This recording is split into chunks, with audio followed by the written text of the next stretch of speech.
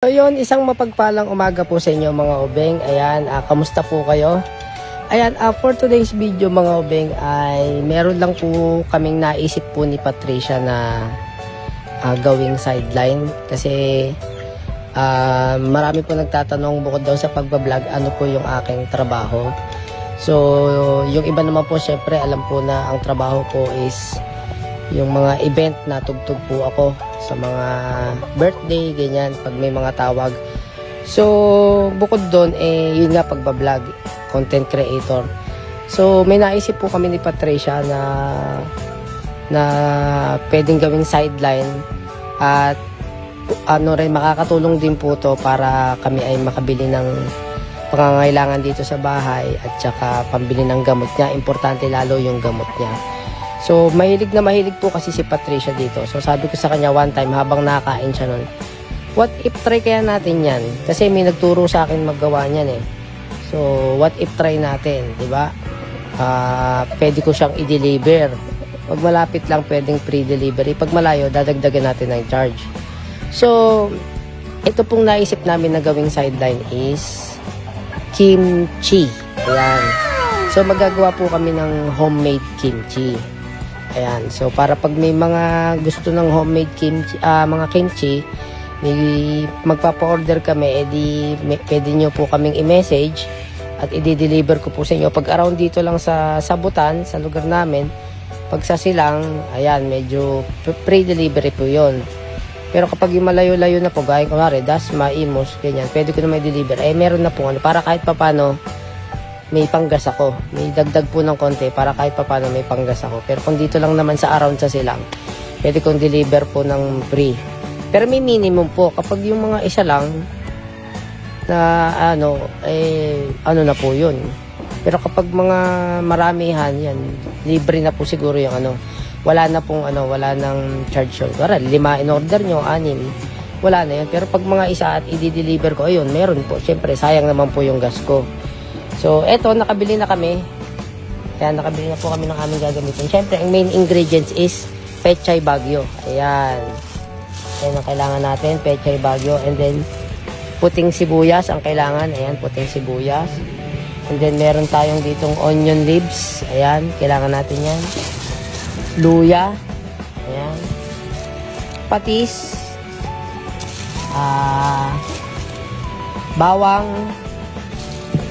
Tapos, meron tayong cornstarch. Ayan, gagamitin natin. Ayan, cornstarch. Yan yung pinaka-gagamitin natin na parang pinaka-sauce ng ating kimchi. Tapos, syempre, ang pinaka-importante dyan, di ba, ang kimchi is maanghang. So, bumili kami ng Korean hot pepper flakes. Ayan. Ito po ay binili ko talaga sa Korean store. Ayan, galing po ako sa Korean store kanina. Itong isang ganto, bumili ako is 60 pesos. Isang ganto. Ayan, isang ganyan. So, ang binili ko is dalawa muna. Ayan. Ayan, dalawa.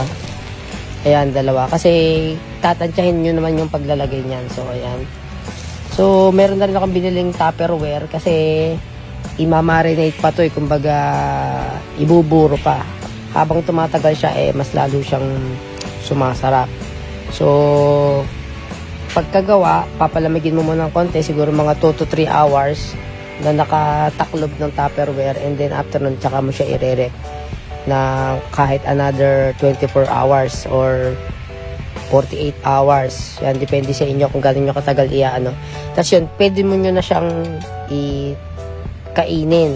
And then, ayun nga, pwede na namin siyang ilagay sa per tab para ibenta, sideline. So, mga obeng, malaking tulong po to sa amin pag po kami nakapaggawa ng ganito at panggamot na rin po. So, sana suportahan niyo po kami dito sa aming gagawing sideline ni Patricia. Kahit papano, meron po kaming pagkukunan ng pambili niya ng gamot, pang-vitamins, at saka pang-kain na din. Hindi mang ganun kalakihan yung at least meron po, di ba? Kahit makapagpa-order kami ng 5 lang sa isang araw, malaking bagay na po 'yun. So, ayun, sana suportahan niyo po kami dito sa aming sideline kimchi namin, okay? So, umpisa na natin mga obeng, let's go.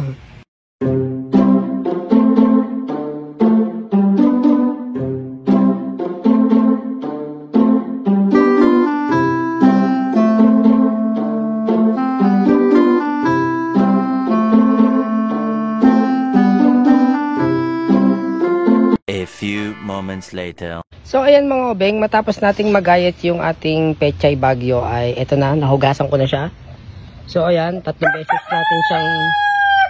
beses natin siyang hinugasan para malinis na malinis. Ayun pa yung isang nagawa natin. So bali dalawang dalawang pechay bagyo. So ngayon ang gagawin naman natin ay bababara natin siya ng asin. Asin guys, yan. Lalagyan natin ng asin and then ibababad natin siya ng within 1 hour. So ayan, lagyan natin ng asin. Bababad natin yan sa asin. Para medyo mawala yung ano niya, tag dito, yung may part kasi yan na parang matigas-tigas ng konti. So para mababad siya at mas lalo siyang sumarap. Kasama na rin yun sa pagpapalasa. Ayan, so lagyan natin ng asin tsaka tubig and then tatakpan lang natin siya ng 1 oras. Ayan. At nagagayat na rin ako ng sibuyas na puti para dun sa ating sasama natin dyan sa ating kimchi. So ayan, lalagyan lang natin ng tubig yan and then yun nga, babad lang natin ng 1 oras. And then, habang binababad natin yan, magagawa na tayo nung pinaka-sauce niya. Ayan. So, yan. Bigyan natin asin dito kabila. So, yan na nagawa ko. 2 Tupperware na agad. Hindi ko alam kung ilan na magagawa nitong per tub sa 2 piraso na nabili namin na pechay bagyo. Ayan. So, ayan. Bababad natin. Yan, and then lagyan na lang natin ng tubig. Bababad natin niya sa asin na may tubig. Ito yung kabila.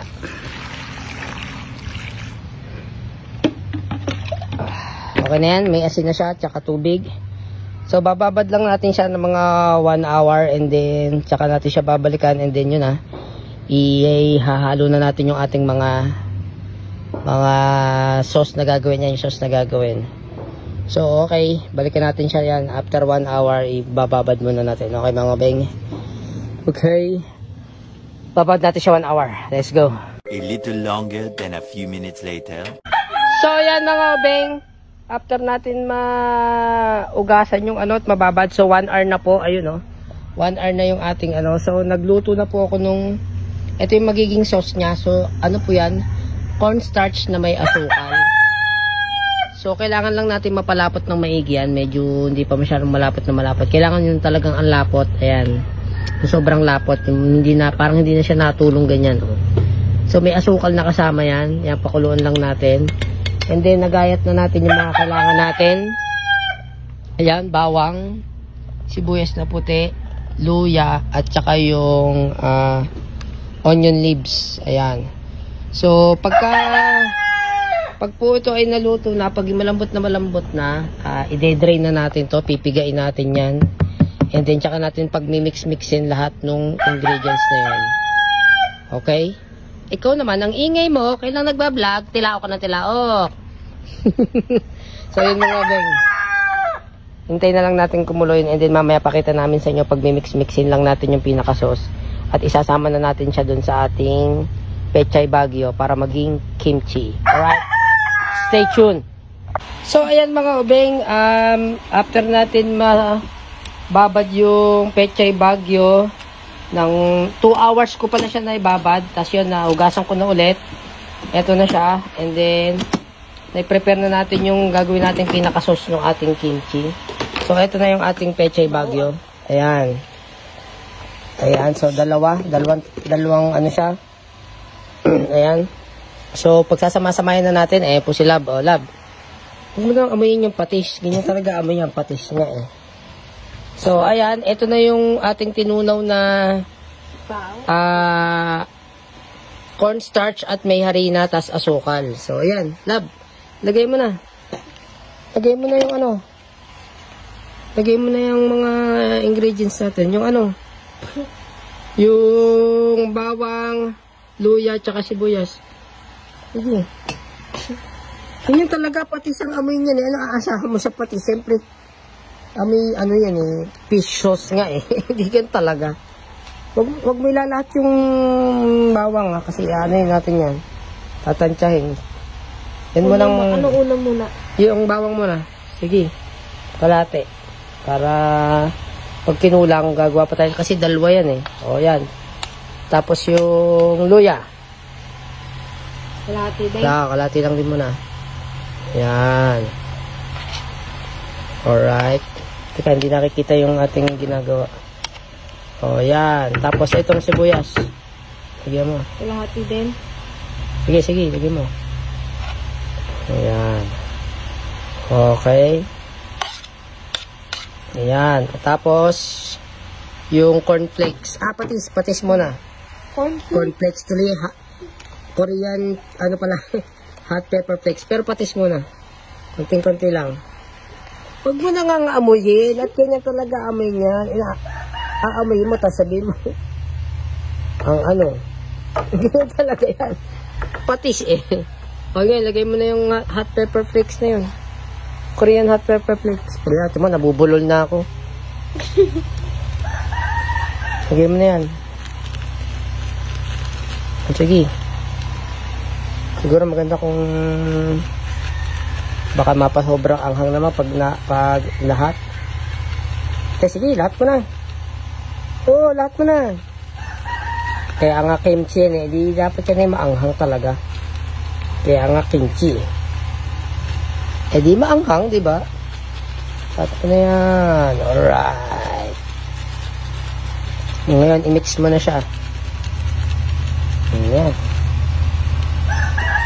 Alright. Mix mo na. So, ayan mga obeng, yan ang ating ihahalo doon sa ating pechay bagyo. Bagyo? Oo, bagyo. Ito yung bagyo. Ilang, i-mix well mo lang. So, yan mga obeng, ganyan lang siyang kaano maggawa ng. Tapos, after nyong mailagay yan, ilalagay siya natin dito.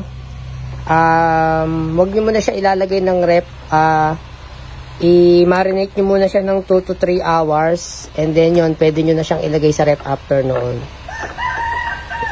Ayan, ayun yung ating pinaka-sauce. Oh. Pulang-pula, oh. Oh my God. Yung kung ganong kaanghang yan. So, yun lang. Ilalagay lang siya natin dito. Pag na-mix na siya ng maigi. Ayan. Nakita nyo naman kung ano yung mga pinaglalagay namin, di ba? So, yun. Sama mo pala yung onion leaves. Kalahati rin. Kuha ka na kalahati. Oh! Hulog. Onion leaves. Isama mo na dyan. Kalahati lang din. Kamay mo na. Sige. Malinis naman ang iyong hands. Sige pa. Dagdagan mo pa yan. Kalahati lang? Sige pa. Lagyan mo. O, yan. I-mix mo na muna yan. Sige. O, ayan. May onion leaves din po siya. So, yan ang magiging sauce niyan. Pumasok na kami sa loob mga obeng at nagbabadya na ulan eh. Kaya kami ay pumasok na. Kasi hindi ko alam kung kakasya doon sa isang kaya isa lang muna inano namin. Kasi marami to eh, dalawang tupperware to. So, hindi namin inano lahat. Tinansya namin kasi baka mamaya kulangin. So, yung isang yamukan dito muna mapupunta sa maraming to. Yan, pwede mo na isalin dito yan. Tapos, kailangan mo halu-haluin lang. Halu-haluin mo lang ng kutsara. Ayun, yung nasa tabi mo kutsara.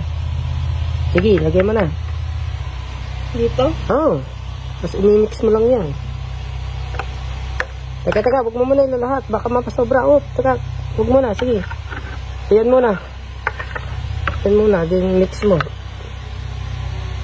2 kutsara gamitin mo. Yan, okay na. Ayan ang mga obeng. Nagkulay kimchi na po siya. Ayan. Pag kulang, tsaka natin ilalahat yun. Mukhang kukulangin ito nyo. Sa isang lang yan. Sabi ko na eh. Mukhang kulang, no? Oo, ha? Ayan. Dapat ako sa upuan para mas kita ng ating mga viewers. Ayan mga obeng. Oh. Parang kakaunti, no? Lagay mo na ilag. Dagdagan mo pa yun. Sige, dagdag mo pa yun. Lahat mo na yun. Kulang nga. Sige, okay lang. Lahat mo na yun. Natirang yun.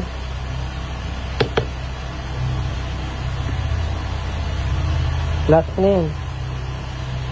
Yan. So, yan. Pag na, ano natin, ma-marinate natin yan 2 to 3 hours. Huwag nyo mo lang ilalagay sa rep. Kasi yung inilagay nating, mainit-init pa yan. Baka, yan. Yung isa, titimplahan din natin ng panibago. Ganun lang din gagawin. So, hindi na namin kukunan ng video yung kabila, kung paano gawin yung sauce. Kasi parehas lang din naman yung unang ginawa namin. So, yun lang. Ganun lang ang gagawin nyo. And then, ima-marinate na natin yan. So, tapos gagawa pa tayo ng isa pa dun sa kabila. Okay, mga obeng. Tapos yun lang, tatakpan natin yan. And then, marinate natin ng 2 hours. And then, pwede nyo nang i-rep siya ng 24 hours. Pwedeng 2 days. Kasi yan, habang tumatagal, lalong sumasarap. Kasi nga, binuburo siya eh. Pwedeng 2 days. Ayan, mas masarap 2 days. So, pero lang, kadali ang magawa. So, malalaman na lang natin yung lasa bukas. At bukas yan talaga, talab na kasi nakamarinate na yan. So, yun lang mga obeng. Ganun lang po lang kadaling maggawa ng homemade kimchi.